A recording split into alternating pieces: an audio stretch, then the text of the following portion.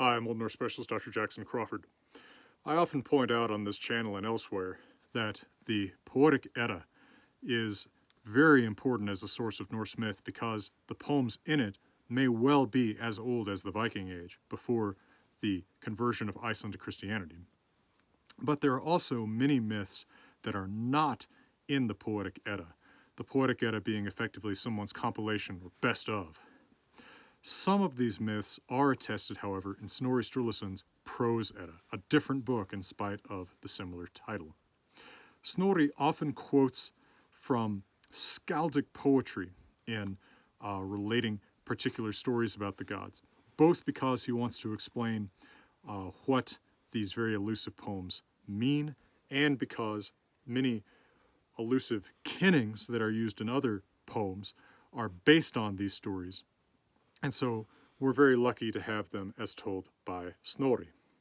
Two of the most interesting of these stories that are told only by Snorri in the Prose Edda and the part called the Skaldskaparmál, which of course will be included in its entirety in my translation of the Prose Edda, forthcoming from Hackett Publishing Company, that will accompany my already published translation of the Poetic Edda. These two stories about Thor concern his battles against two giants, one named Hrungnir and one named Geroth.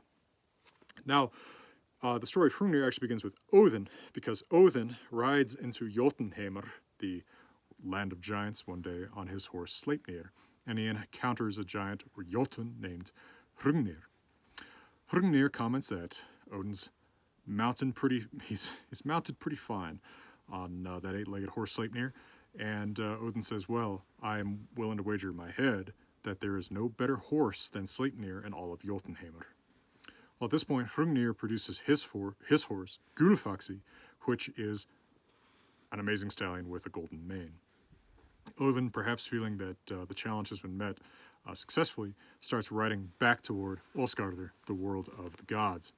And he is chased by Hrungnir riding Gullfaxi, and Hrungnir comes through the gates, and once he is in Asgard, Osgardr, the gods are unwilling to spill blood there.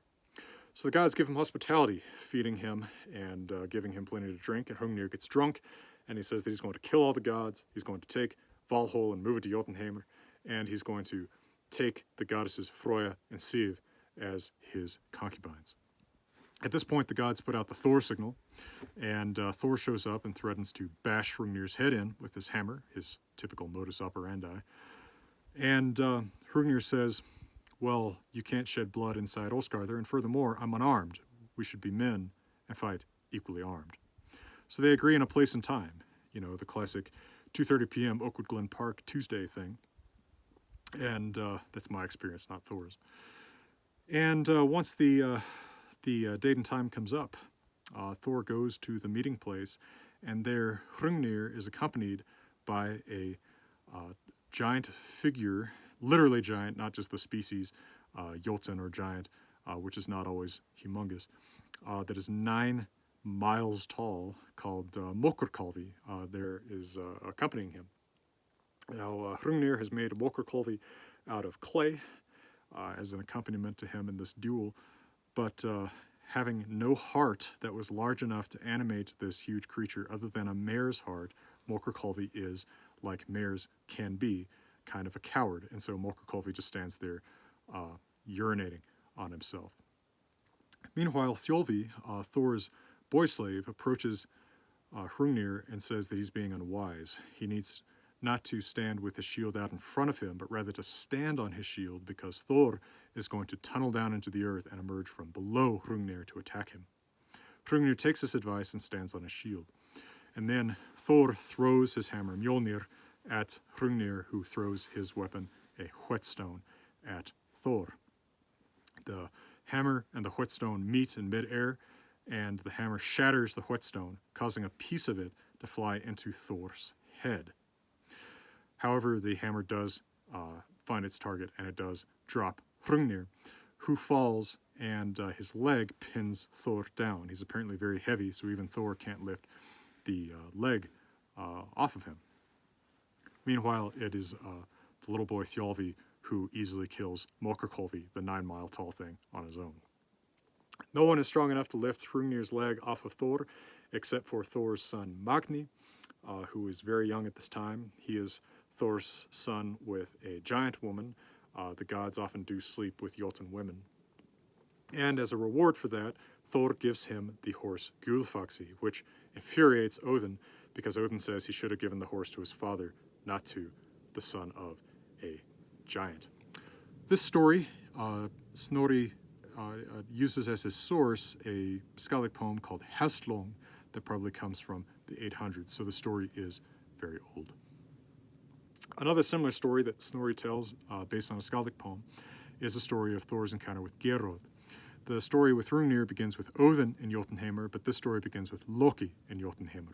Loki has borrowed Freyja's falcon suit, which allows him to turn into a falcon and fly.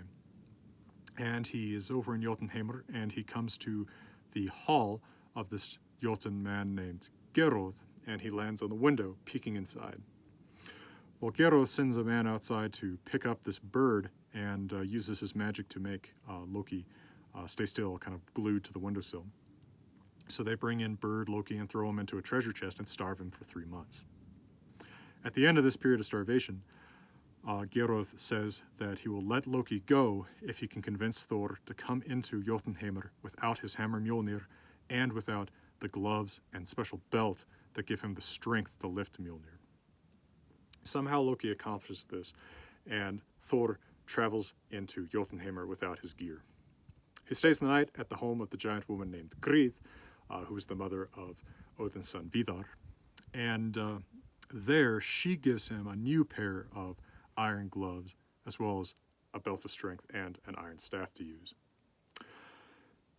He travels along, and at one point finds himself nearly drowning as he attempts to cross a river that's just in a raging torrent. But he looks upstream, and he happens to see that it is in fact one of Geirröd's daughters who is urinating this river at him. And so he says, well, a river ought to be dammed at its source, and he takes a large boulder and dams the river at its source. He then pulls himself to shore with the help of a rowan tree, and Snorri tells us this is the source of the common kinning, Thor's salvation, meaning rowan tree. Once Thor gets to Geirröd's place, Geirröd seats him in a special chair, but the chair starts to lift Thor up toward the ceiling. Thor uses his staff that Grid gave him to push against the ceiling and shove the chair back down onto the ground, and in the process kills the 2 daughters of Geirröd who are under the chair, pushing Thor up. At this point, Geirröd takes a pair of tongs and grabs a big piece of molten iron that he throws at Thor. Thor catches it in his special iron glove, throws it back at Geirröd, and kills him. And this particular story in the Prose Edda is based on a long skaldic poem called Thorsdropa, literally the Dropa, a very formal style of Drokvat skaldic poem of Thor that can be dated to the 900s. So these are colorful stories of Thor's adventures that are occasionally referenced, especially by way of kinnings and other sources, but only told in their full in the Prose Edda of Snorri Sturluson, who is concerned to preserve as much of the Old Norse poetry and mythology as he can. As am I, in my own way, in my own century.